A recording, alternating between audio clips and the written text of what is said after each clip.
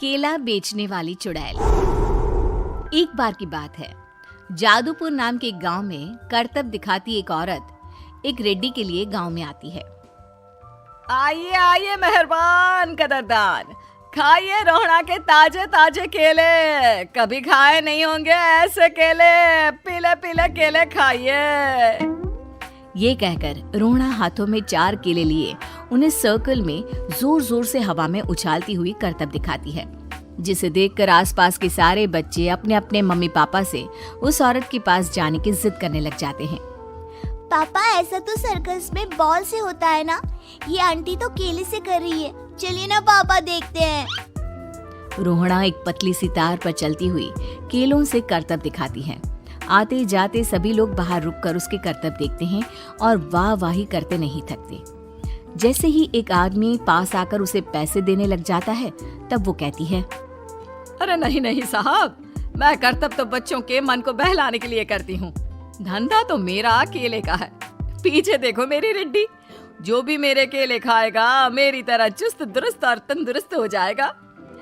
पता चलता है क्या कि मेरी उम्र 55 की है। अरे पर ऐसे ठंड के मौसम में कोई केला क्यों खाएगा? ये ऐसे वैसे केले नहीं है साहब, ये शरीर में गर्मी देते हैं। ठंड को दूर भगाए जो भी रोहिणा के केले खाए। पापा, अगर मुझे केले नहीं मिले तो मैं घर नहीं जाऊंगी। तभी उसके पापा कहते हैं कि बेटा, केले ठंड में कभी गर्मी नहीं देते। ये सब कहने की बातें हैं, सामान बेचने का तरीका है इनका। पर पिंकी नहीं मानती। मैं केले खाऊंगी। पिंकी की जिद के आगे नत्थू हार जाता है और उसे केले खरीद कर दे देता है। पिंकी खुश होकर केले घर ले आकर खाती है। अब मैं भी करतब करूंगी, कितना मजा आएगा। जादुई केले। पिंकी पहला केला खत्म भी नहीं करती कि वो बेहोश हो जाती है। दूसरे केले से एक काला धुआं आता है और रोहड़ा चुड़ैल बनकर बाहर निकल आती है। मेरे भूतिया केले बच्चे न खाए, ऐसा हो ही नहीं सकता। जादूपुर वालों, कब तक बचोगे? आ गई हूँ मैं रोहड़ा, जिसका कोई नहीं कर सकता सामना।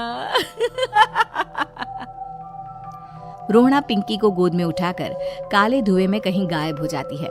शाम के वक्त नत्थू घर लौटता है और पिंकी को घर में ना पाकर उसकी माँ से कहता है, माँ पिंकी कहाँ है? अरे बेटा, उसे तो तू सुबह करतब दिखाने ले गया था ना, फिर कहाँ वापस आए तुम दोनों? मुझे लगा तू उसे अपने साथ मंडी ले गया होगा। हे भगवान, मेरी बच्ची कहाँ गई? मैं उसे घर ही तो छोड़कर गया था माँ। नत्थू गांव के घर कोने में अपनी बेटी को ढूंढता है, पर उसे वो कहीं नहीं मिलती। परेशान होकर आके रो रो कर नत्थू हिम्मत हार कर घर लौट आता है। अगली सुबह रोहड़ा फिर से करतब दिखाने आती है और इस बार पिंकी की तरह रोनी केले खरीद लेता है। 50 रुपए दिए थे पापा ने, सारे पैसों के मैंने केले खरीद लिए हैं। अब मैं भी आंटी की तरह ही करतबबाज बन जाऊंगा। यही सोचते हुए रोनी केले खाता है और पहला अकेला केला आधा खत्म भी नहीं करता कि चुड़ैल उसके सामने आ जाती है। मेरे साथ चलने का समय आ गया है रोनी। ये तो बस शुरुआत है। अब इस गांव के सारे बच्चे धीरे धीरे मेरे कब्जे में होंगे, एक बच्चा भी नहीं बचेगा। ये कहकर रोनी को गोद में लेकर काले धुएं में अदृश्य हो जाती है। इसके बाद हर रोज गांव में से कोई ना कोई बच्चा गायब होता, पर ऐसा क्यों हो रहा है किसी को भी समझ में नहीं आ पा रहा था। रोज की तरह अपनी बेटी पिंकी की तलाश में नत्थू गांव के एक तालाब के पास बैठा रो रहा था। कहाँ गई मेरी पिंकी? शकुंतला के जाने के बाद एक वही तो मेरा सहारा थी। अरे उसकी आत्मा कोस रही होगी मुझे कि मैं अपनी बच्ची को संभाल भी नहीं पाया।